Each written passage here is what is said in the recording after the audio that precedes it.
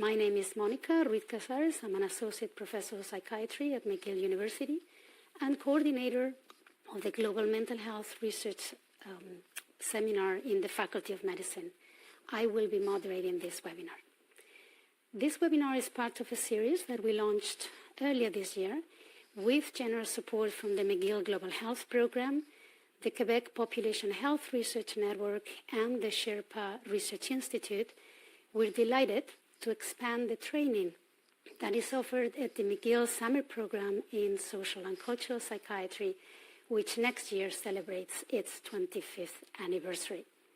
By means of these multilingual webinars, we hope to contribute to raising awareness on mental health disparities around the world, to exchanging social, cultural, and critical research in global mental health, and to building bridges across languages, sectors, and geographical locations. Wherever you're joining us from, we are delighted to share this space with you. Before I introduce our speaker, let me point out a couple of important features of this platform that will facilitate your participation. If you're joining us directly from the computer or from the VoiceBoxer mobile app, notice that you can select your language of choice, English, French, or Spanish, at the bottom of your screen. Also, your microphones are all muted, but you will be able to send questions for the speaker at any time in any language using the general chat box underneath my image on the screen. You cannot see the presenter or chat if you are connecting through a cell phone, though. For any technical issues during the webinar, you can connect with the VoiceBoxer support team by clicking on the question mark icon on the bottom left-hand corner of your screen. And now let me introduce our speaker. Dr. Cécile Rousseau is a professor of psychiatry at McGill University and scientific director of the Sherpa University Institute with regard to cultural communities in Montreal. She has worked extensively with immigrant and refugee communities, developing school-based interventions and leading policy-oriented research.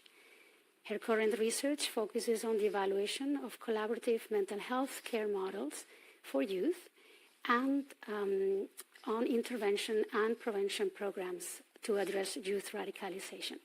She is an accomplished researcher and a very esteemed clinician and colleague, and we're very happy to have her with us today.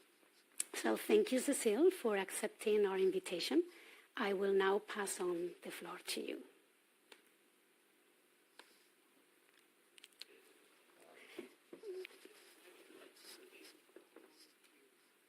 Real pleasure to be with all of you. Bonjour, buenos dias. It's always a difficult choice to choose a language of presentation. So my English is not perfect, but I'll present it in English anyway. Violent radicalization it is a delicate and divisive topic. Sometimes we use words as a way of communicating, and our words can be part of the problem that we want to study. So today I'll try to address maybe three major themes. First, how do we think globally and locally the issue of social polarization? So what is happening to our world and how can we understand that? Second, is it in any way a health practitioner or a social field issue? So should we, as a health professional or education professional, be involved in this, or is it a purely political issue? And if we are to be involved, what does it mean in terms of prevention? What does it mean in terms of intervention? And when and how do we know that we're doing more good than harm? Because I think the question of creating more harm is a real problem in this field. So I think that to understand what is happening to our societies in terms of the polarization, radicalization, we can always use extremism if we use it for majority too. Presently, we have to go back to a more sociological, political vision of what is happening with globalization. And I think that the increase in social inequality, which is affecting the whole world, have proven consequences for youth and is in fact hindering their physical and mental health. Now, this is happening not only in Europe or North America, this is really a worldwide phenomenon. So an increase in social suffering and an increase in future uncertainties for youth in particular. The other source of tension is the transformation of geopolitical balance. So the loss of privileges of majorities, which is associated with a huge increase in xenophobic movements, both in Europe and North America. And I think this is important because I would argue that even if a post-colonial frame of understanding of what's going on now is still pertinent, we have to think beyond post-colonialism to think of these geopolitical changes. And finally, the increase in social hostility, which is related to religion. Again, this is a worldwide phenomenon. All religions are involved, and even non-religious body. It's related not only to religion, but also to the different markers of otherness, race, migratory status, gender identity and orientation, and political views. And as we will see later in the presentation, there is a huge crossover among these markers of otherness. So the perceived threat, not the real danger, the perceived threat is often constructed as coming from othering processes who are crossing over these different categories.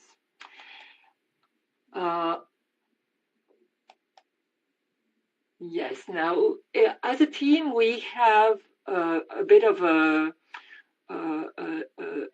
model who proposed that social suffering stemming from what I just commented, so the social suffering stemming from some of the problems associated with globalization, so direct violence, social inequalities, direct violence, and just think of the Syrian conflicts, for example, the deaths in the Mediterranean Sea, or symbolic violence, which are associated with the shattering of religious, ethnic, and other forms of identity, which are also associated with globalization.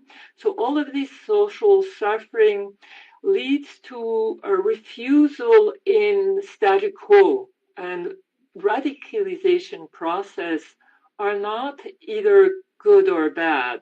They really indicate a need for social transformation.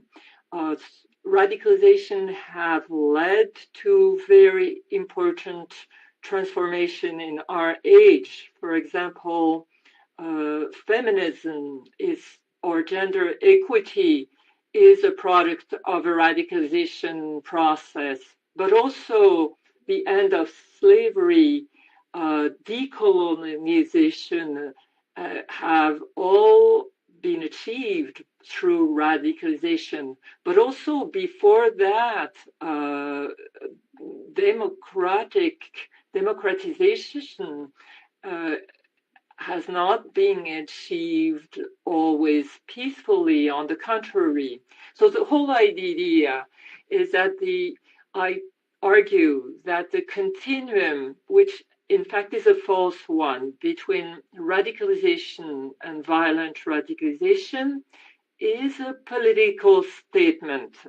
And this is very problematic because it implies that if you radicalize, you may become violent. Okay, first, this is false. And second, it confers to radicalization processes a negative connotation. And I don't think they're either positive or negative. They are often a needed refusal of the status quo.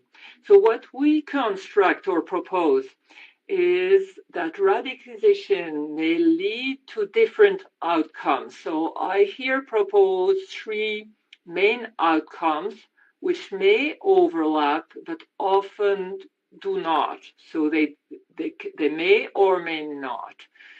One of the radicalization outcome is social solidarities, which could be through unions, which could be through different processes, which could be through community organization. Another of the radicalization outcome is identity affirmation and withdrawal, which is often wrongly associated with violence. So affirming more your ethnic, national, or religious identity through internal processes or external markers is not synonymous with a violent tendency. And then, of course, you have violence per se, which includes war, hate crimes and incidents, violent forms of discrimination, which are on the rise, certainly in Europe and North America, and attacks or terrorism, so certain forms of legitimization of violence toward the others. Now, if we take a very recent European example of radicalization, so what is called the Gilets jaunes in France, so the rebellion linked to the political protest toward liberal policies, you could see that you have a huge pull of this radicalization process being channeled into social solidarity. Now, it is linked with some identity affirmation, but that's not on the forefront. And there is an important branch of violent radicalization associated. It doesn't mean that the social reivindication and the social democracy, which is at the forefront of the protest, is all violent. So you see, this is a bit the frame to understand what is going on. So we are not in a pyramid or in a staircase model.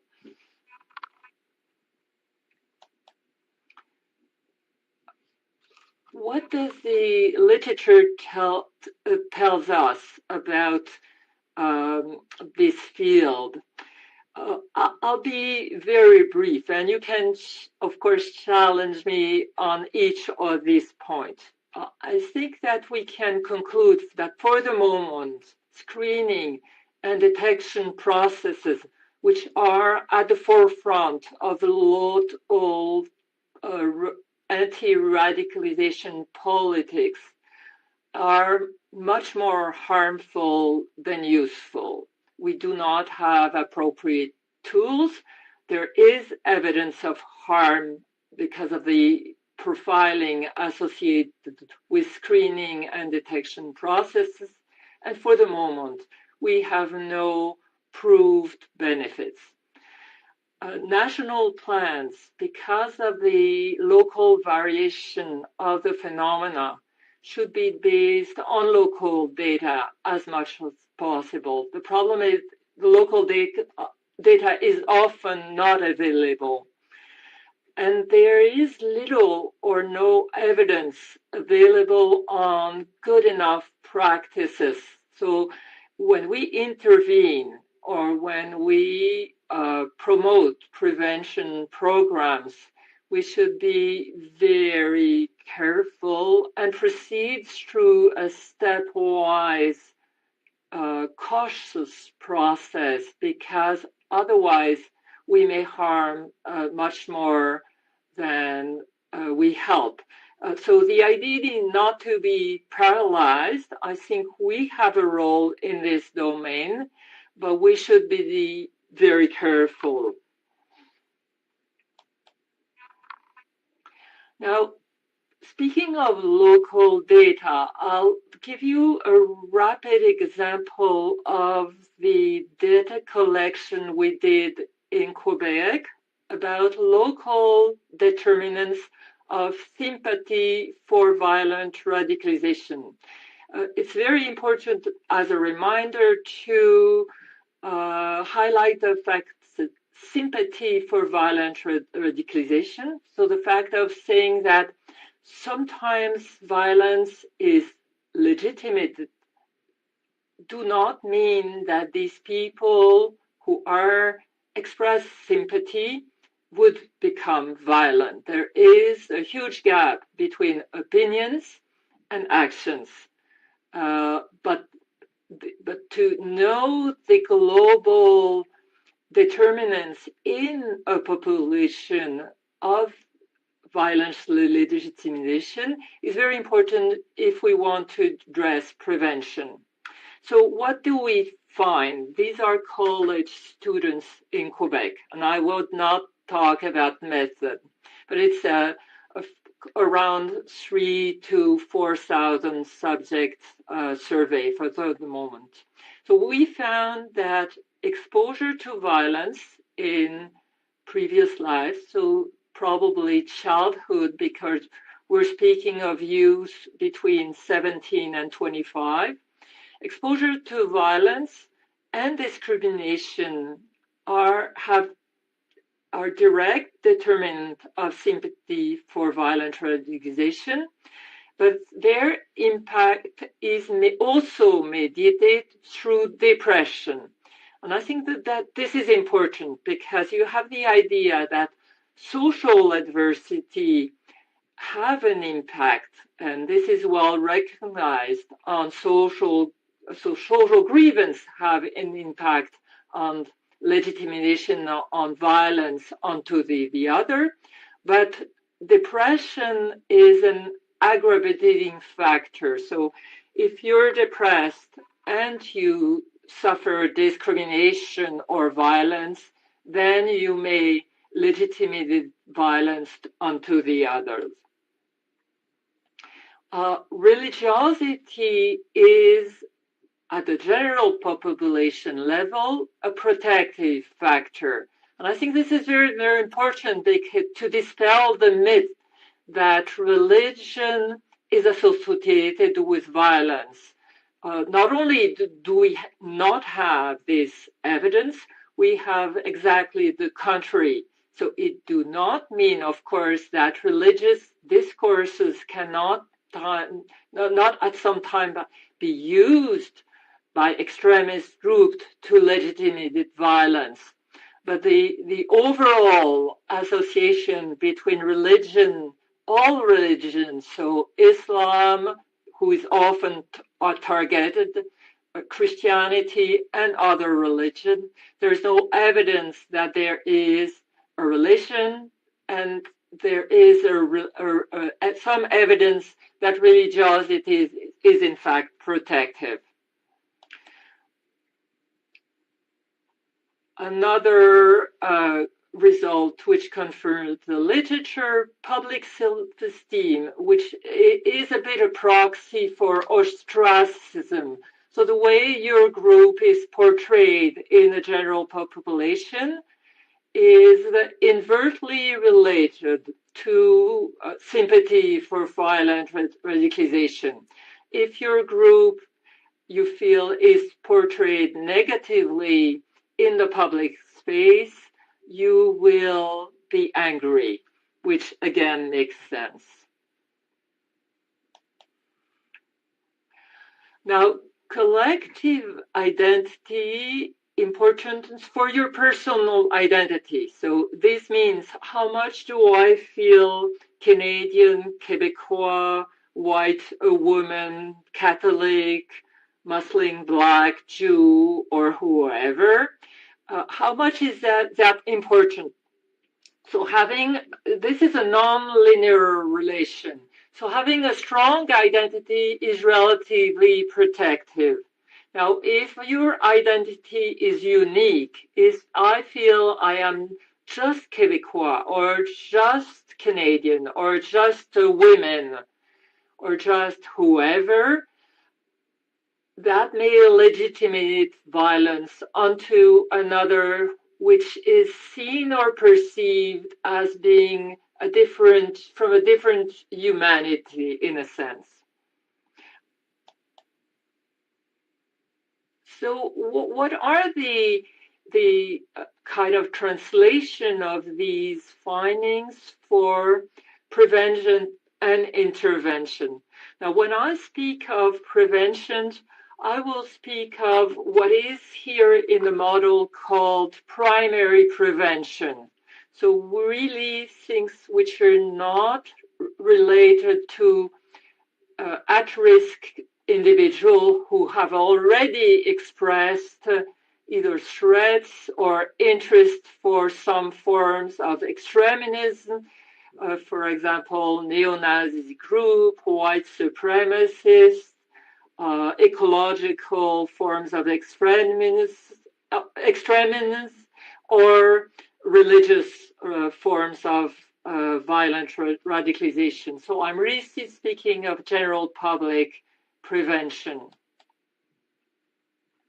So the prevention space should go from the political and public space to the community space, to the relational environment, and even for some use to private space. So private space is, do you suppose that a youth is safe in his room in the evening?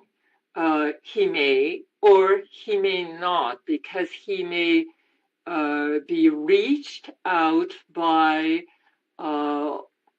people who influence him. And we know from systematic review of the literature that an active search for extremist discourse on the internet, and now, for example, in Quebec and in Canada, we know the alt-right are very active, put the youth at risk. So it's really about how do we intervene about public discourse and the media. For example, in Quebec, we will influence the way these themes are treated in the media, television, radio, and a newspaper. And it's not about censorship. It's about that the way things are presented may hurt some groups, especially minority, could be gender, religious, ethnic minorities, or promote more cohesion within a society. I'll skip rapidly on prevention in education. even if it's absolutely key. What is important here is maybe just to underline that I think key prevention is distal, meaning it's not about talking about radicalization. It's not about saying to kids or students, if ever you kind of notice this or that, nor to teachers. Teachers are not there to detect at-risk students.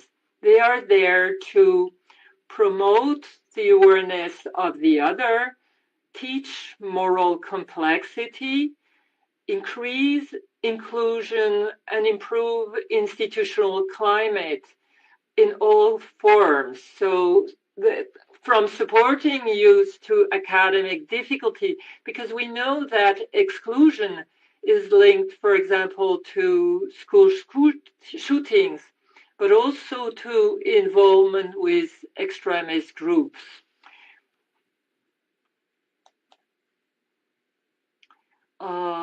I think I'll skip on that because, yes, so some forms of prevention programs will take, and that's an example of an exhibit we have now with the Montreal Museum of Fine Arts. This is a collective done here in the neighborhood of Park X. So the idea that things like art, this is another mural who have been done by schools in Quebec City. So schools with a majority of Quebecers and the Muslim School of Quebec, of whom a lot of fathers have died in the shooting of the mosque. So these schools have together created this mural. These are, I would say, prevention gestures, way of bringing together communities and undoing some of the harm which is going on in our community. So what are rapidly some of the prevention dilemmas? I think that proximal prevention and targeted prevention, which is speaking about radicalization and extremism, and I'm not saying that it's not sometimes useful. I'm saying that it may very well give visibility to radical discourses and fuel fears and exclusion. So I think we should be very, very, very careful. It's not because we're talking about suicide that we're decreasing suicide rates. It's not because we're talking about mass shootings that we are decreasing them. I think there is some evidence about the contrary. Now, alternative and counter discourses impact is largely unknown. And I would go rather for alternative than counter discourses, but I think we need to be very attentive and do a lot of research on that. Distal prevention, what I was mentioning before as example, is very difficult to fund. For example, social equity, of course, would be a good response to radicalization, but who would fund that? And I would say that in spite of all, in all these dilemmas, a public health approach should prevail, but which is not one who target either groups or minority, because I feel that we've done a lot of that, and for the moment, it's just worsening things. Let's move on to intervention. So what is intervention about? Intervention is really about working with individuals, so youth, but we also have people up to the 60s, and I would say they're not young, who manifest active sympathy and attraction for violence. In Quebec, we have an intervention model which in fact is reaching out to a subgroup which I would say are the lone actors. The lone actors are usually not organically in any kind of an extremist group. They may be attracted by extremist discourse. So think of the shooter in the Quebec mosque. He was attracted by Donald Trump, by Marine Le Pen, by white supremacist discourse, and feeding on school shootings videos all the time. So this is a bit the type of clientele which intervention, which falls within health and social services realm, is targeting. And so what is the model?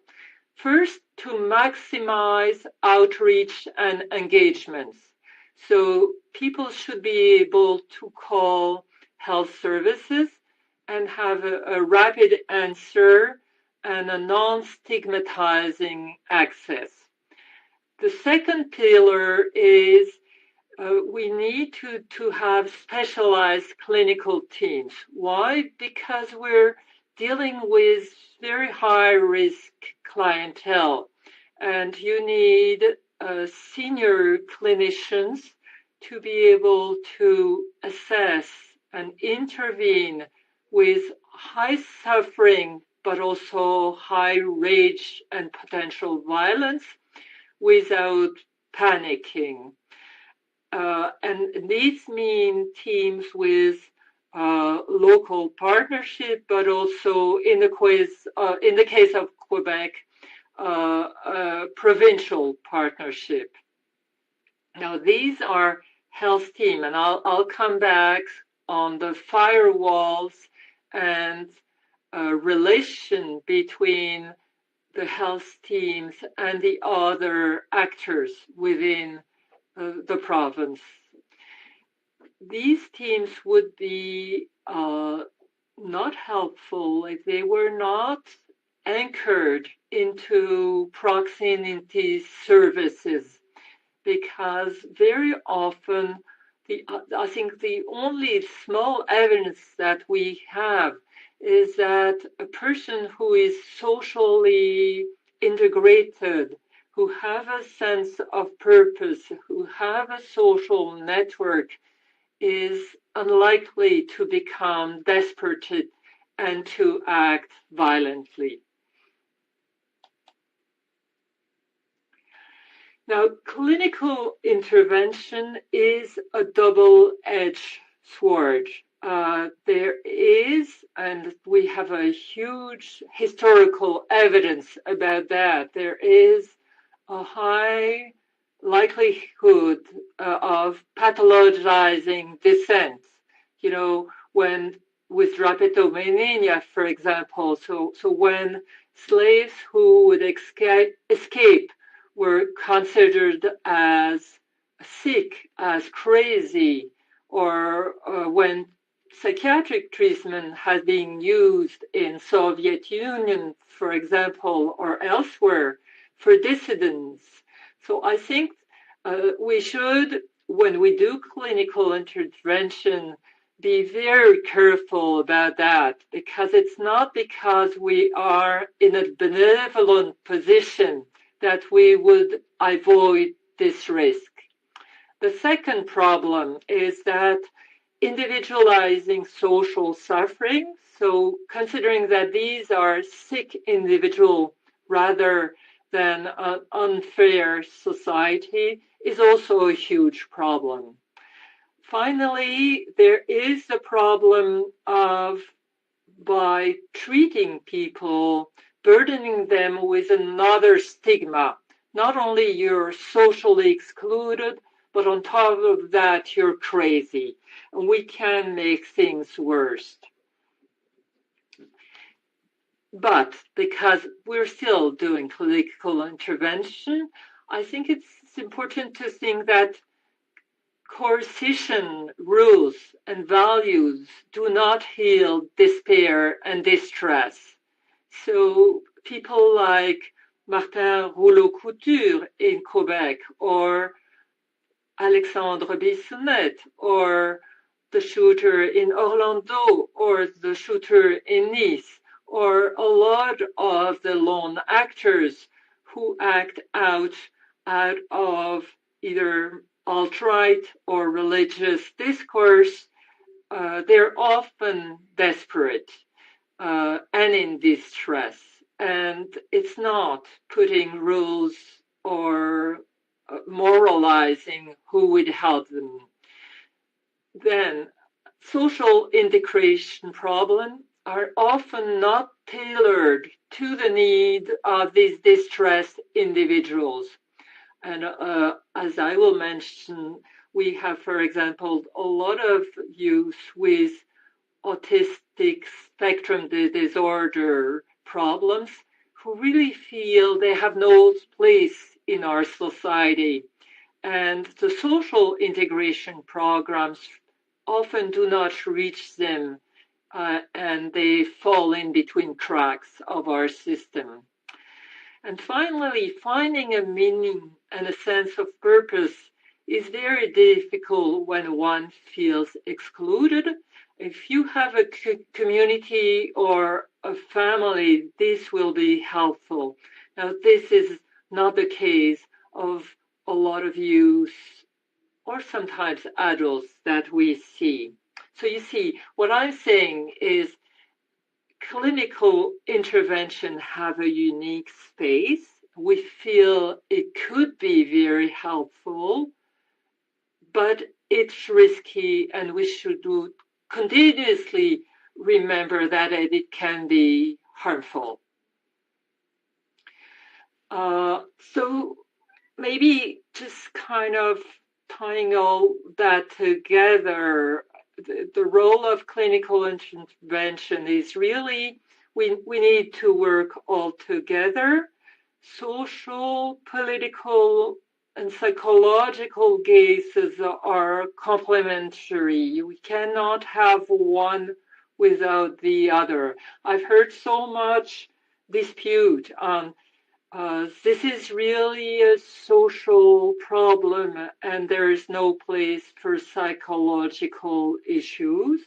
And you can read papers who kind of go on the other side, psychologizing extremism without acknowledging the real social roots of the problem. So I don't think we could divide these issues, even at the public discourse. You know, if you think of hate crimes and incidents, I think you cannot escape addressing the relation between hate and fear.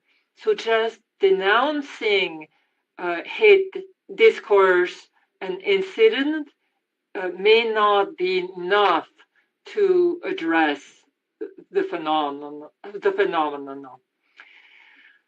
And finally, I think we need to remain very cautious. We can and we do harm when we work in this area.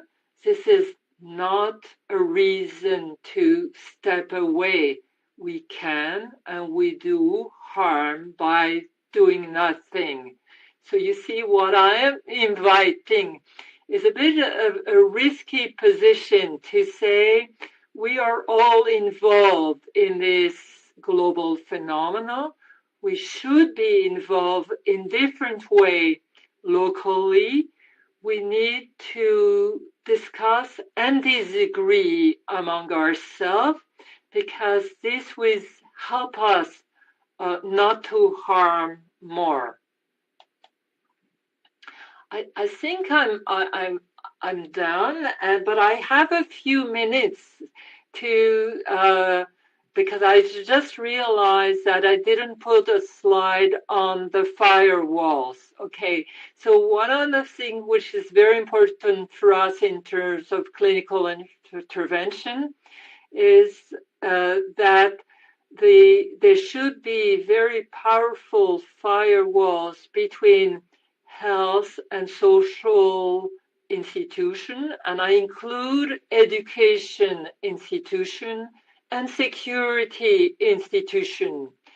So it is essential that youth, families, and community feel that if they speak to a health practitioner, it will remain confidential. I know that a lot of national policies are emphasizing a duty to report issues of national security to security forces. I think this is not our role as health professional. It is not our role as education professional. And if we do that, we lose our credibility in front of the family and community. I think we should, and we do in Quebec, abide with the law in the health and social services area. We say we should report to security forces only if and only there is an immediate and severe risk to the life of someone. This is the only reason to transgress confidentiality. And I can tell you that in the team, we often have strong discussion on what is the level of risk. Is it severe? Is it immediate? But otherwise, preserving trust and preserving the fact that institutions in the social realm should allow a safe space, allow dialogue, allow dissent, allow a violent discourse, which is not a violent act, is very important. So I leave you before the question with this photo, which is so an artist at the US-Mexico frontier. And to me, this is another example at the international level of how can we address the polarization which is happening now, the violence which is hurting all of us in alternative discourse. So I leave you with that because I like the photo. Thank you.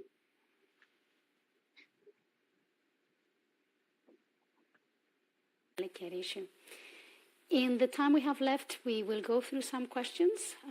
All the participants, you can send messages through the chat box. So I'll be formulating each question and then I will pass on the floor to you. So social media are an integral part of our youth's lives. Online postings and messages reach many people at once and very quickly. This is true also for messages of violence. How should schools and universities deal with this phenomenon?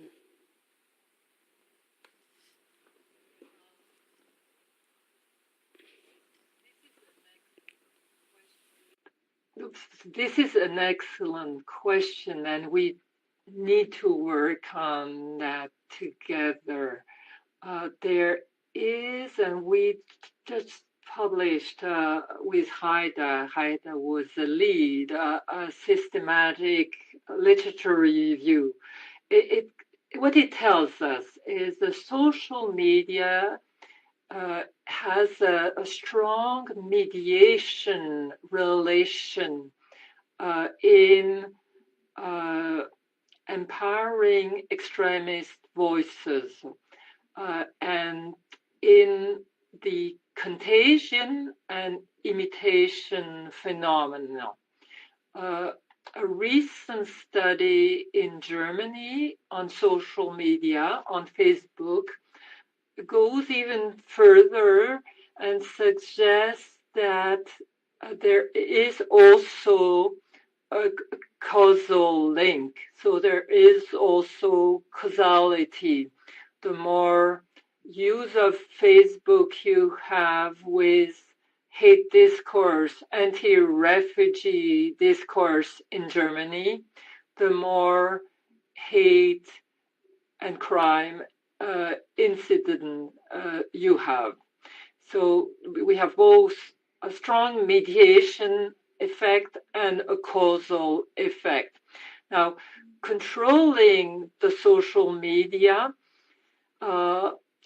is a bit of a difficult issue because you know that the dark web, so-called dark web, which means parallel non-regulated web exists and have a strong influence for use, and is rarely accessible for use who search for it. So I think the importance is to see how can we invest massively the social media with non-moralizing discourse who are effective in providing another voice to dissent and to radicalization, which is not about violence and do mobilize people. I think we have some very good example of this capacity of the social media to channel voices of people and community in powerful ways, and we should be inspired for that. So, but going step by step. So my main intuition, but I think we should build knowledge on that, is that we should not go into a prohibiting method, but rather not only teaching social media literacy and, of course, critical thinking, but providing and helping youth to invest the social media, to have a voice which will be maybe not politically correct, maybe disturbing to the adult society we have created, but important. And I think that if youth feel they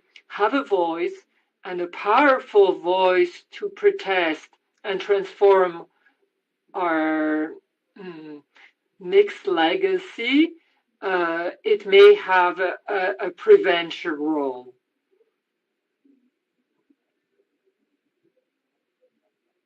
Forces, and also about the role of humanitarian organizations in this regard.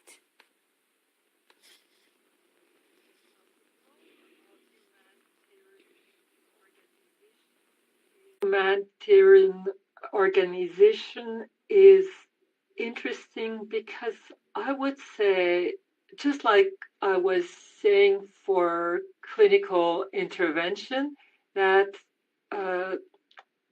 probably humanitarian intervention should be seen and understood as a double-edged sword. There is a literature on the influence of securitization in humanitarian action.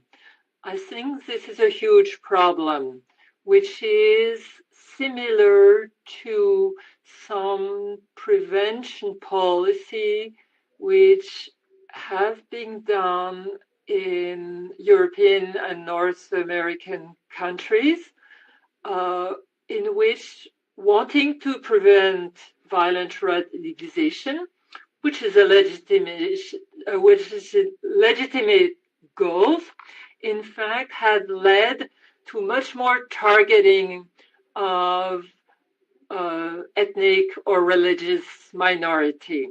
So if we pair humanitarian action as a way to implement securitization policy or to camouflage repressive migratory policy, I think we enter a double discourse, which is very, very problematic. So beyond that, there is a space for humanitarian action, but again, it should be enabling, empowering, and giving a voice to dissent and to local suffering. So I'm not saying it's not useful. I'm saying we should be very careful to dissociate humanitarian intervention from securitization enterprise.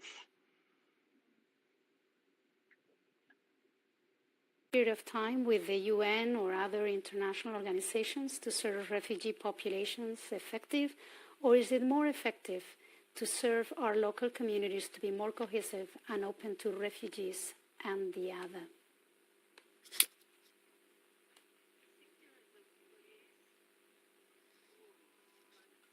Place for both, but I would say I would strongly advise against, let me be blunt, academic or humanitarian tourism. So if we go somewhere without speaking the local language, without navigating the local codes and social politics, I do not think we can really be useful for local families or people, except maybe as witness. And then the question is, what do we want to witness? And who are we entitled to speak? On behalf of who are we speaking? And are we kind of just perpetuating the figure of the helpless other, which kind of confirm the hegemonic power of our people, are really bearing witness, and of what? So I'm not saying not to go abroad. I'm just saying there is a lot to argue about what are really doing. It's not about playing with kids. It's not about skills. It's about witnessing, I would say. Now, working with social suffering and exclusion in our countries is also very important to build bridges, to legitimize voices, and to denounce and highlight the hurt that our society are creating. And I think this is very important. It is very important to address the anger. A lot of the anger is legitimate. It doesn't mean that violence is the answer.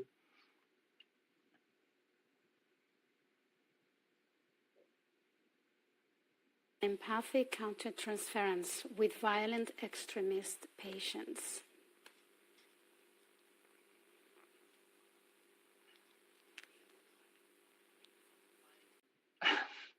I hope my team members were there to answer with me. This is not easy. You know, we have our own bias. I certainly have mine. Let me again be personal, and each of you can think of your own bias. What is this thing which are more disgusting to me, more difficult to hear. Well, I have a lot of problem with the white supremacist, homophobic, xenophobic, Islamophobic, anti-feminist discourse. And presently, we have a lot of our patients who are all of this. And it is difficult to meet with a person who defends this position and becomes very angry and very adamant because it evokes disgust and anger and rage. And if I protect this person because of my rage, I may give in, and that's not good. If I act my rage, I will increase his or her fear, his or her feeling of being attacked again, and that will not be helpful. So the whole idea is, how can I concentrate? And that's what we do in the team, in what's under the discourse. And very often under the discourse, you can feel and meet the hurt child. You can feel and meet and hear the childhood trauma. A lot of our patients have been hurt as kids, have been abandoned, have been abused, have been bullied, discriminated in different way by their family, by the society. And I think it's hearing the despair, hearing the hurt, meeting the individual beyond the monster, which enable us to work and to try an empathic encounter around the hurt and around the fact that this person in a lot of ways is just like me, but I should go beyond my construction of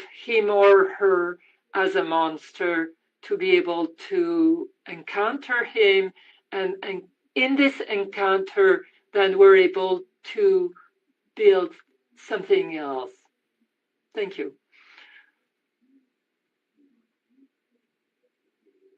They're excellent questions. Let me just show you the last slide. We'll send a brief evaluation to the email addresses that you registered with, or you could just copy and paste the URL that appears on this final slide. It will take less than 5 minutes to complete, and it will help us greatly as we plan future activities. Finally, the recording of the webinar in English, French, and Spanish will soon be posted on the websites of the McGill Global Mental Health Program and other webinar series sponsors. The logos you can see at the bottom of the slide. Thank you again, Cecile, and thank you all for your participation. I wish you all a good end of your day and year, and a bright 2019. I hope that you will join us again next February as our webinar series continues. Thank you. Take care.